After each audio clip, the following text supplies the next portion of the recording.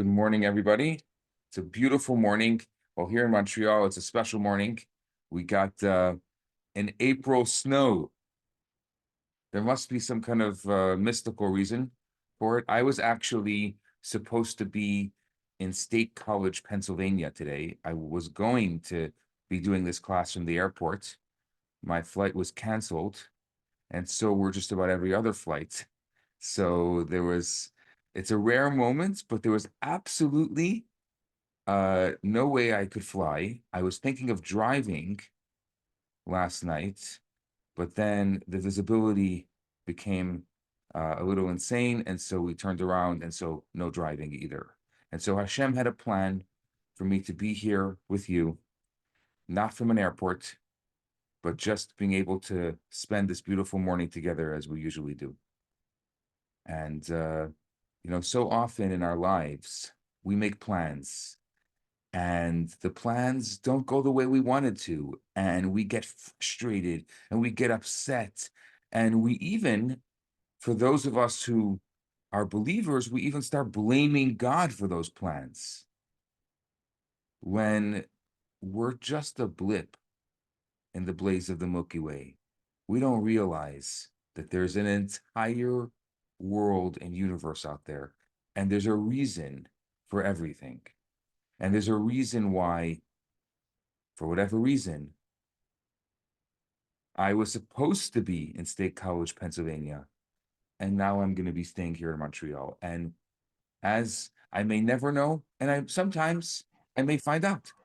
And so that's the beauty of life, is that we can plan and plan and plan, but when it doesn't go our way, the only true control that we have, the only true choice that we have, is how we're going to respond to those things that happen to us. You see, I'm in control of my response. I'm in control of my actions. I'm in control of what I do, but I'm not in control of the plane. I'm not in control of the pilot. I'm not in control of the airlines. I'm not in control of all of the other factors that would lead for me to be able to do what I had intended on doing. It was supposed to actually be tonight. I was supposed to be on ABC's Nightline. They were doing a special on me, on Eliza and I, and there was going to be. That's why I was going to State College, Pennsylvania. The special is still going to happen. Just I won't be in it, and God had that plan, and that's okay, and that's a beautiful thing, and I'm sure people will still be very much inspired by it, and it'll still be very special without me. And I think it's important for us to remember, as life goes on, that we are not the bane of the world's existence. The world will exist without us, and we have a unique purpose in this world. Nobody before us, nobody after us, and nobody during our lifetime has our same unique purpose. Our purpose existed before we did. Our souls were introduced to this world for that unique purpose. And because our purpose existed before we did, it's above us, it's beyond us. It's our job to try to catch it, to try to have that moment, to try to bring it into our lives, to try to fulfill that purpose during our time in this world. But there's still so many other factors that go on beyond us that we don't know. With that, I thought today I would start talking about Passover, being that Passover is 3 weeks away. And I thought that perhaps the next three classes that we have before Passover, that I would have an opportunity, and we would all have an opportunity to share some moments about Passover. And obviously, in this class, not just necessarily the Passover that we knew, but the Passover that we want to know. Today, I thought of talking about one of the most difficult and challenging elements of our society, and that is narcissism. Narcissism in the way that it is selfishness without a reason. Now, the word narcissism has been passed around in our society very freely, and it's taken on various meanings. I want to talk about it in its pure state.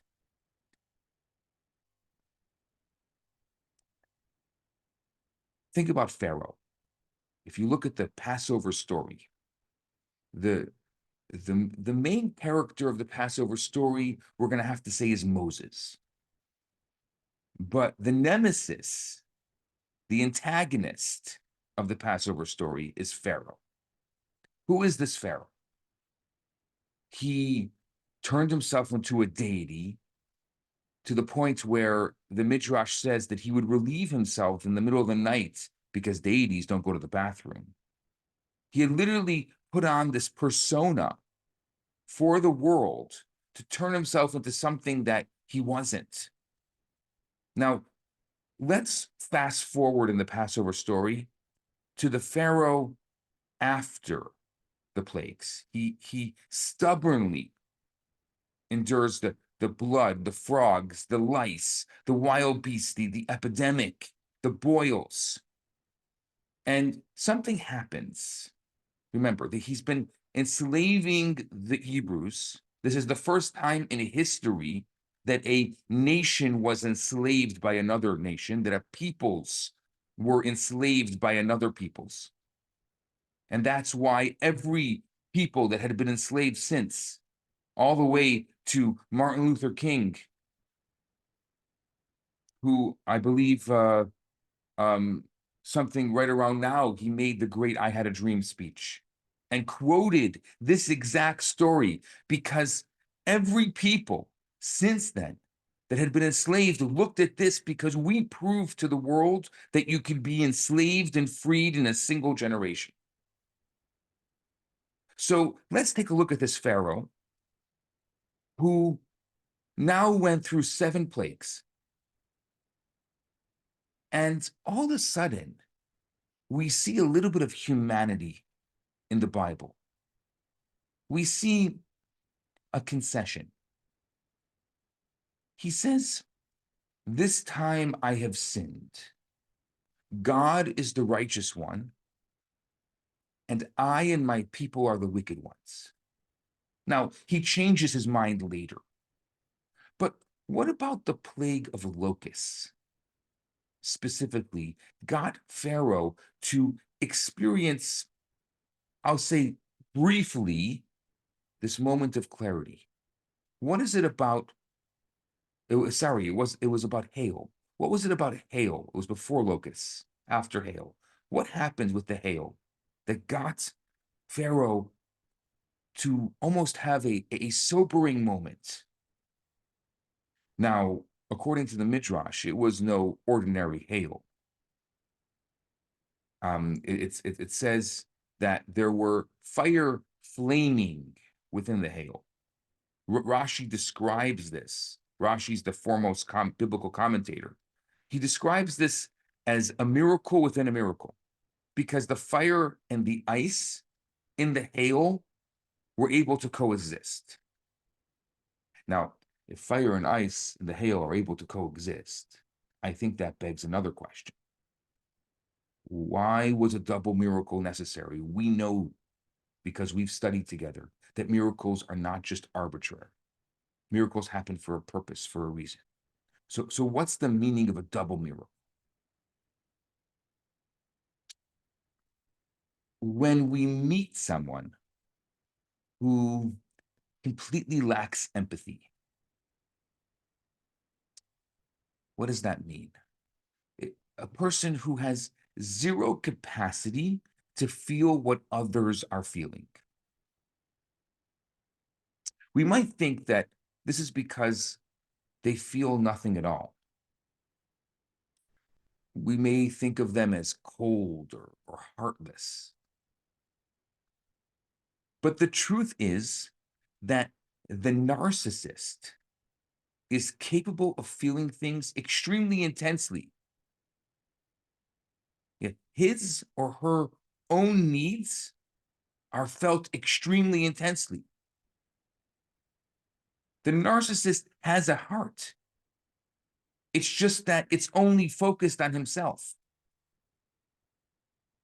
And I think this is the essence of narcissism. It's these commingling of opposites that exacerbate each other. As absolutely cold-hearted as the narcissist is when it comes to other people's feelings, that is precisely how acutely sensitive the narcissist is to their own feelings.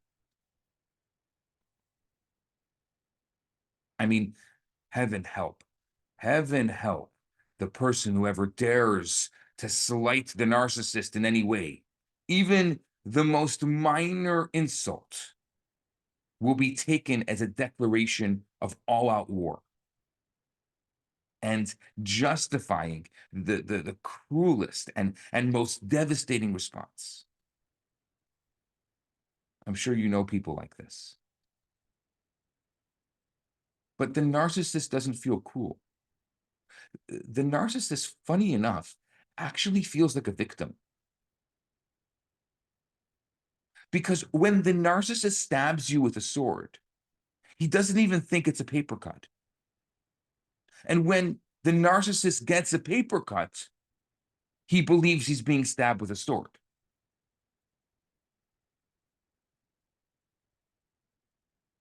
If you can't relate to this, then thank God. But this is something that is going on in our world. I think that our generation sees this in a way that previous generations didn't. Pharaoh, the king of Egypt, he was an absolute narcissist. He didn't believe that he was cruel when he was subjecting people to brutality, to enslavement, when he was throwing babies into the river. He felt like he was a victim. In his mind, the Jewish people were a threat to him, not the other way around. They were a threat. And that's why he had to do this. That's why he had to enslave. That's why he had to beat and be brutal in a way that few understand. Maybe today we understand it in a different way because of what's going on in our society. This was Pharaoh. He justified everything. And this is the meaning of the hail. The hail is the perfect punishment for a narcissist like Pharaoh. It was the embodiment of himself. It was a combination of hot and cold. And specifically, the fire was inside the ice. When it comes to feelings that are directed outward for others, the narcissist is cold like ice. When it comes to feelings that are directed inward for ourselves, for our desires, the narcissist is full of fiery, passionate intensity. And that was the power of the miraculous hail. When Pharaoh was struck literally by that which was a representation of his own condition, for a moment, he could see how his version of reality had been the opposite of truth. That God is the righteous one and that my people are the wicked ones. So taking Pharaoh as the metaphor, we can understand why hail had to be fire and ice and why that combination affected Pharaoh. Now, I want to ask another question. I would say a more fundamental question. Why did it have to be hail? Why did it have to fall from the sky? Why did it have to be precipitation? Why did it have to be the snow that's blanketing Montreal? I think that answering this question is going to point us to the root cause of narcissism. Because the truth is that the ice on the outside and the fire on the inside personality of the narcissist is but a symptom of what's wrong with the narcissist. The underlying cause is something much deeper and at the same time much more basic. Let's talk about ancient Egypt for a second. Ancient Egypt was a lush, it was a fertile land, and yet there was very little precipitation. And that's because Egypt was naturally irrigated by the Nile, which would constantly overflow and water the crops. Actually, the land of Israel was the exact opposite. It says, "For the land to which you are coming to possess is not like the land of Egypt, which you watered by foot like a vegetable garden. But the land to which you pass to possess is a land that absorbs water from the rains of the heaven." Exactly the opposite. The attitude of irrigation as opposed to precipitation is the root cause of narcissism. When you don't have to rely on rain, you never look upward. Because the narcissist feels free and independent of any higher power. What do you mean? I'm the higher power. I'm God. The narcissist doesn't feel God's presence in his life. And the narcissist comes to see himself as the deity, as the God. And if he is God, well, then he better get exactly what he wants. And he justifies it. And he's justified in doing anything to anybody to get it. Now, I want to just say a caveat, which is obvious, but somehow things have to be said in the open. It could be, it's true that a person who does not profess to believe in a higher power can still treat others nicely.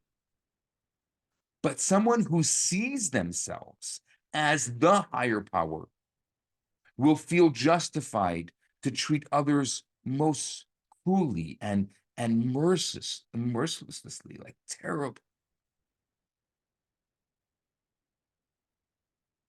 The narcissist is uniquely capable of inflicting terrible pain without feeling any guilt. And when he himself experiences the most trivial frustrations, he's overcome with intense emotion. So the narcissist is like the hail, cold on the outside and hot on the inside personality. But it's a symptom of a more fundamental problem. The problem is that he thinks he's God. And that's why the only cure for a narcissist is to be humbled before God. The only cure for narcissism is to admit our own powerlessness. Anything short of that is going to allow him to persist in dysfunction. And you see that even when Pharaoh was struck sober by the hail, his recovery from narcissism was short-lived. It didn't last long. You can't talk sense into a narcissist. All you can do is pray that God will appear in the narcissist's life, which is really his only hope. In Pharaoh's case, he didn't get it until his entire nation was destroyed. What about us? What about narcissism in our world? What about the rest of us? I think as Passover comes, there are many fundamental lessons that we learn from Passover. That's why it's such a pivotal importance, such a powerful holiday. One of those lessons is a lesson from the narcissist. For you and I, for us, to be aware of our own capacity to lack empathy for others. At a moment when we feel that happen, we have to remember how dependent we really are on God. How we are all just the blips in the blaze of the Milky Way. We are all part of one people. We are all part of one humanity. And then we'll be able to regain our sensitivity to other human beings. We'll be able to be relieved from our own self-obsession at the same time. I think that in our society, narcissism can be seen as a way to kind of keep us in line.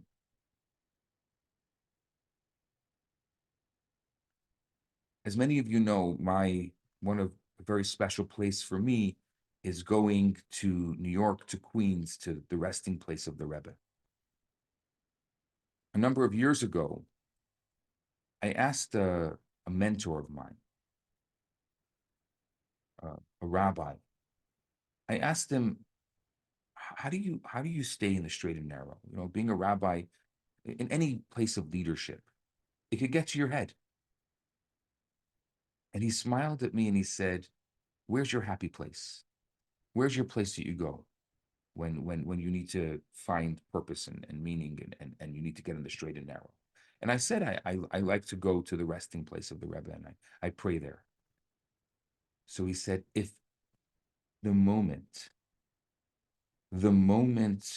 you feel that you have that sense where you are taking the leadership and it's getting to your head, you run.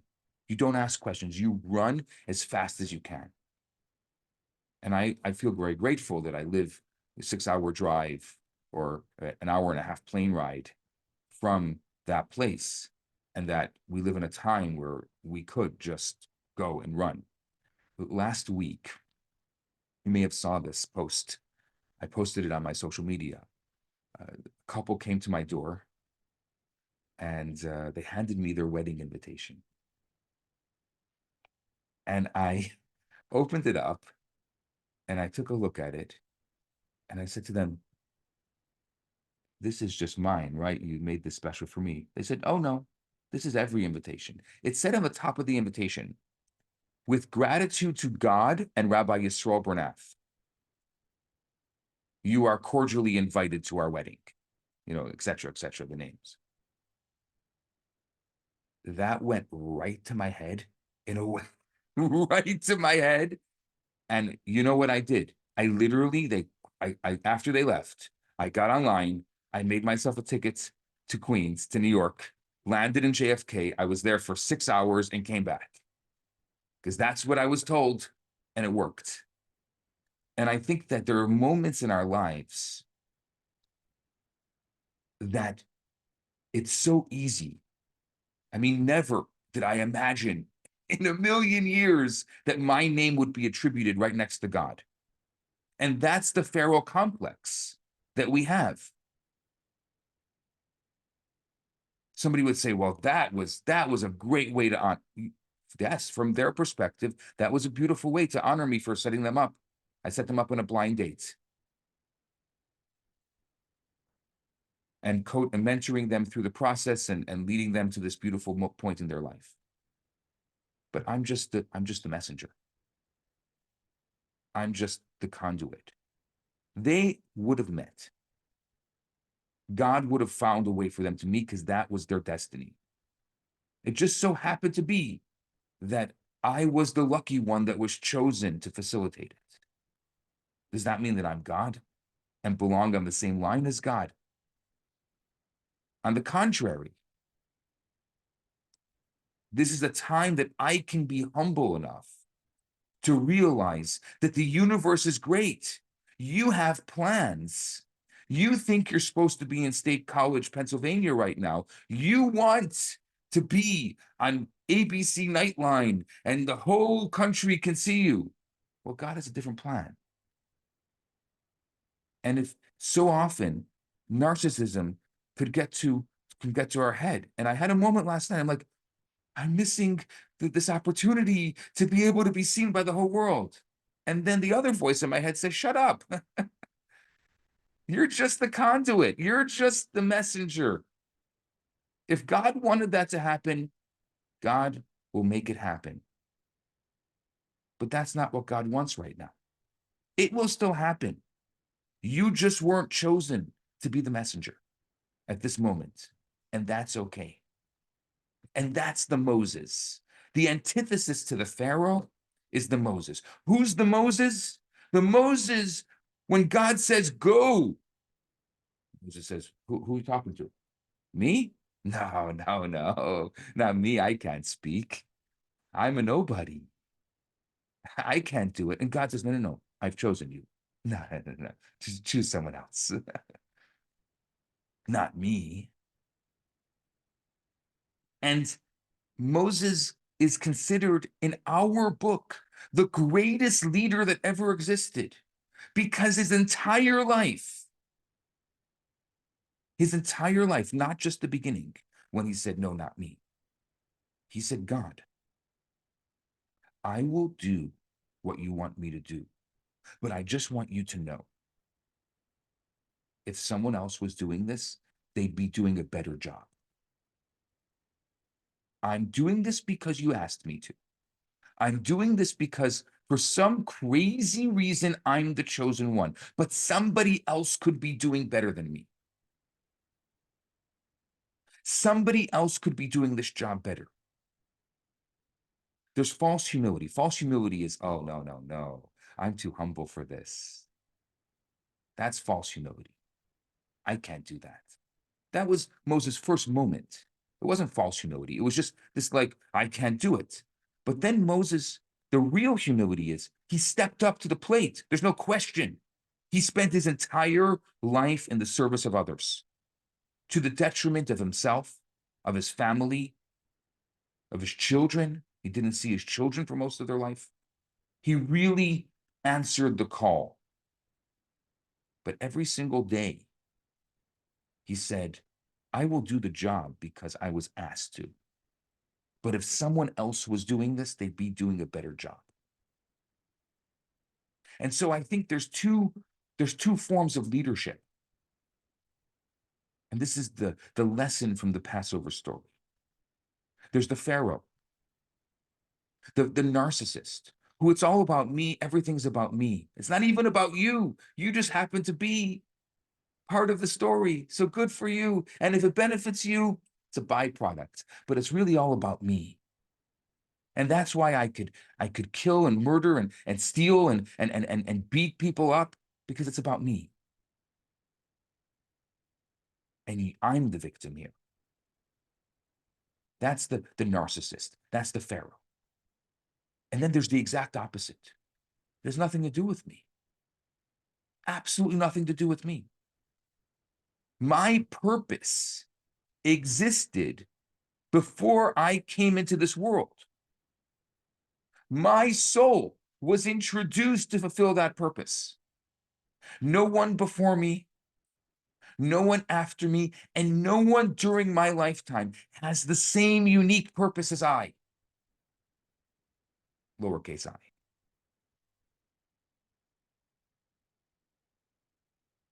I will do what I can, lowercase I.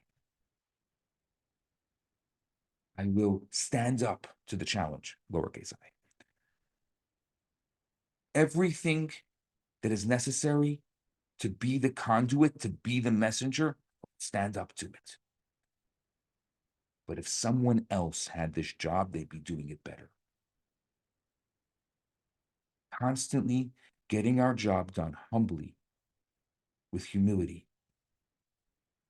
doing what we have to do, but knowing at all times that the only reason why we're even able to do it why we're even gifted with this is because God said, this is your job.